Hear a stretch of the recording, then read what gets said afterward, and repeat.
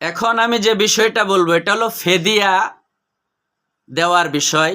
অনেকে আছে আমাদের দেশে যারা শাইকে ফানি হয়ে গেছে। শাইকে ফানি বলা হয় ওই সমস্ত মা বোনদেরকে, ভাইদেরকে যারা নিজে উঠতে পারে না, বসতে পারে না, শুইতে পারে না, অন্যের সাহায্য ছাড়া সে কিছুই করতে পারে না। শুইতে গেলে, কাত হইতে গেলে অন্যের সাহায্যের প্রয়োজন, অজু করতে গেলে অন্যের সাহায্যের প্রয়োজন।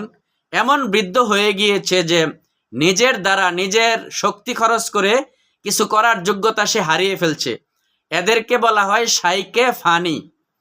এই সমস্ত মা বোন যারা রয়েছে তাদের যদি রোজা রাখতে না পারে, নামাজ না পড়তে পারে, তাদের ফেদিয়া রয়েছে।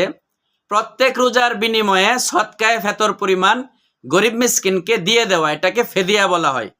30টা রোজার বিনিময়ে 30টা ফেদিয়া দিবে।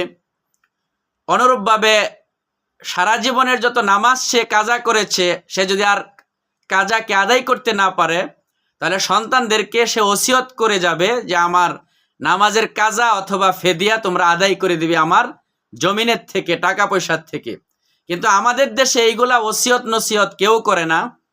বিভিন্ন জিনিসের ওসিয়ত নসিহত হয়, কিন্তু নামাজ, রোজা, হজের ব্যাপারে কোনো ওসিয়ত এবং নসিহত অনেকেই করে না। আবার অনেকেই ভালো মানুষ রয়েছে, তারা আখেরাতের চিন্তা করে এগুলা বলে বা তাদের সন্তানকে বলে যা।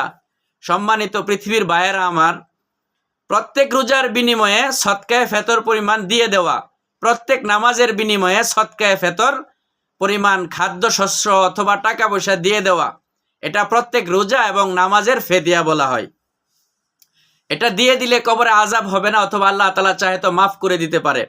আর যদি না দিয়ে মারা যা, তাহলে অবশ্যই এটার শাস্তি তাকে কবরের মধ্যে ভোগ করতে হবে।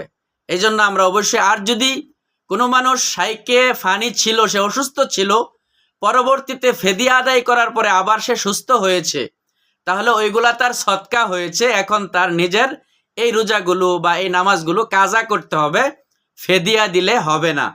যদি সে সুস্থ হয়ে যায়, যে রাখার মতন যোগ্যতা তার শরীরের মধ্যে ফেরত আসছে, অনুরূপভাবে নামাজ পড়ার মতো যোগ্যতা তার শরীরের মধ্যে ফেরত আসছে, এখন সে এটার ফেদিয়া দিলেও হবে না। ওই ফেদিয়াগুলো তার দানে পরিণত হবে। বাকি তার নিজে নিজেই রোজা অথবা এই নামাজটা তার নিজে আদায় করতে হবে। আমার কথাগুলো আশা করি আপনি বুঝতে পেরেছেন।